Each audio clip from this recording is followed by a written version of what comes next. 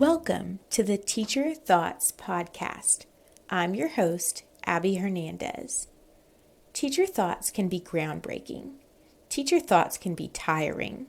And the good news is, teacher thoughts can be changed.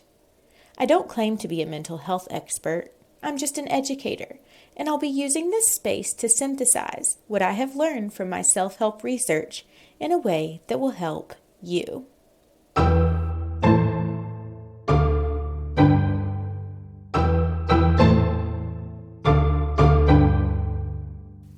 This is episode 11. How are you today? I'm so glad to be here with you and share some more of my thoughts and insight from my own journey in this self-help podcast. So, I want to remind you guys the way that I come up with the topics for this podcast is that I'm constantly working on improving myself and working through my thoughts. And really the things that I've been having come up for me over and over again are the things that I look into and learn about and then record and share out with you. So I don't think these are things that I am 100% proficient at implementing all of the time. They're just things that have helped me in real time, and I want to get them out to you as quickly as possible. So that being said, if you have any certain thoughts or issues that you are having a hard time working through and you'd like for me to do a podcast on it or even just talk to you one-on-one, you can send me a direct message on Instagram and I'll be happy to consider it. So that's all. Let's jump in to today's episode called Comparisons Kill. So my entire life, I have compared myself to other people and looked at the world around me for clues to what I should be doing. So when you're in school, we expect kids to do this, right? So we expect them to look at what everyone else is doing around themselves to figure out what they should be doing to stay on task. So I have some students who get off track very easily. They have ADHD, as do I, but their hyperactivity can cause them to constantly be doing something that they are not supposed to be doing or that is just not on our daily schedule that day or anyway. So what I ask for them to do is please look around, look at your neighbor and see what they're doing and then do that. So as a young child, this is kind of how we survive in the world, right? We look around, we say what everyone else is doing, and then we do that thing. But as an adult, when we carry that into our adult lives and we start comparing ourselves to other people and seeing that some people are doing more or different things than us, oftentimes this can kill our or our belief in ourselves. It can kill our productivity. It can kill our self-belief because we see these people having these quote unquote perfect lives and we think since we haven't done that thing, we aren't able to do that thing. We think they can and I can't. That's just a fact. We repeat this sentence or these sentences in our own minds so much. We look at what we see them doing. We look at our lives. We compare them and say, oh, they're more capable than I am. This is just proof that I'm not good enough, right? So what actually happens when we do this is that we are telling ourselves should statements in disguise. If you don't know what should statements are or you want more information about this, you can go back to episode 3 where I talk about that in more detail. But so we see people doing something, we think, ooh, they're doing that, so I should be doing that.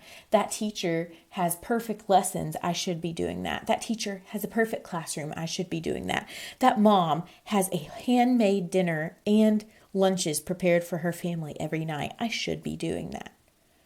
And since I'm not, then I'm not good enough, right? So what we're really doing is creating should statements in our mind. And if you listen to that episode and you've seen any of my other posts, should statements, we would hope, would drive us to action, right? But what they actually do is make us feel guilty and make us not believe in ourselves and stay stuck. So What would drive us to action is to stop doing that. To decide what it is we want in life and go for it and try it and show ourselves unconditional love and acceptance. Listen to my last episode if you want to hear more on that. Okay, so what does drive us to action? Hope drives us to action. Self-belief drives us to action. Comparing ourselves to others doesn't do anything except harm us and keep us stuck. I'd like to share that there are ways that we can interact with other people who are living differently than us in a way that does serve us and in a way that does help us to accomplish or meet our goals. So instead of comparisons, if we have companionships with people who are living lives that we want to live, and we peek in on their lives and say, ooh, that's nice. That's a great idea. I could have that goal for myself. And then we set it, and then we work towards achieving it. That is healthy, right? That is helpful. But when we look at one specific aspect of someone's life from the outside in, right? They're not our companion. They're not our friend. They're just someone who we see maybe on social media or maybe, I don't know, in our school, but we don't actually connect with them. Then what we're doing is creating a perfectionistic view of that person and putting them on a pedestal and focusing on one aspect of that person's life when there are so many unknown factors about that person, right? And then using this as proof that they're better than us and that we're not good enough. So, when you see something that you like in someone else, does that motivate you to move closer to them and to move closer to your goals? Or does it shut you down and make you want to stop trying to achieve your goals? If you feel like shutting down, my guess is that you are you are comparing yourself to them in your head without seeing the entire picture. So let's stop convincing ourselves that we can't because we haven't in the past, or that we can't because they have before us, and start basing our belief in ourselves on our future self, not our past self. So when we look at our past, we only believe that we're capable of things that we have already done. And that is so limiting, right? But when we look at our future and imagine ourselves of someone who has already met that goal, who has already completed that goal, then we set ourselves up for success. So that's what I have to offer for you today. Friends, just start paying attention to your thoughts. You don't have to add guilt on top of it. Most of us compare ourselves to other people. Most of us learned how to survive in the world by looking at other people around us and seeing how they survived in the world. But I just want you to start becoming conscious of your comparisons. What comparisons are helpful? What companionships are helpful?